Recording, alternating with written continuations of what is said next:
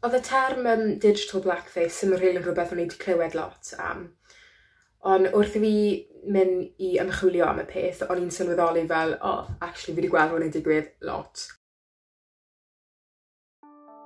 Dwi'n defnyddio GIFs trwy'r amser a buaswn i'n gwyn, buaswn i dal yn defnyddio GIFs o pobl dilyn. Mae wir angen i bobl i feddwl tyma bach yn fwy neu just ymchwilio mwy i'r hanes tu ôl i'r caricature yma o bobl sy'n cael ei ddefnyddio. Mae blackface digidol yn pwnc eang a allan ni trafod am oeswydd.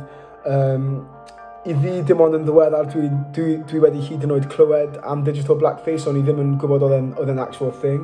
A hwnna pryd mae pobl yn iwso memes a gifs o bobl yn ormodol, a hefyd pan maen nhw'n iwso emojis o bobl A sdim byd yn bod i just iwso'r emoji, ond mae rhaid i chi gofyn eich hunan fel pam ych chi'n iwso'r emoji yma.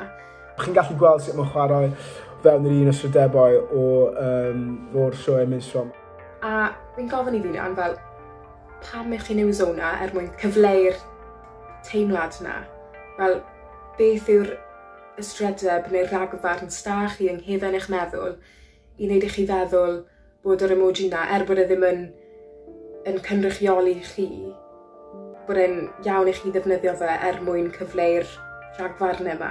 Eto, mae gyd yn dod lawr i context. Mae ddim yn rhywbeth sy'n fel dwi'n mynd mas o ffordd fi i defnyddio GIF ma o person di oherwydd mae'n mwy donio.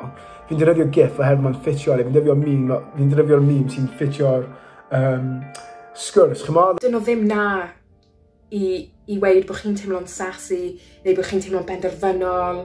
Maen nhw'n nar mae'n cynrychioli pobl fel fi. Maen nhw'n nar so pan dwi eisiau dangos emoji rhywun bod una o lliw yn rhwng ni. Os mae rhywun yn defnyddio fe i cymryd y mic o fel pobl di mewn ffordd hiliol, well, obviously mae hwnna ddim yn iawn. Buaswn i ddim yn cymryd offence o gwbl os mae ffrind fi yn defnyddio GIF o person di, herwydd i fi mae just yn, it's not that deep, mae just yn GIF.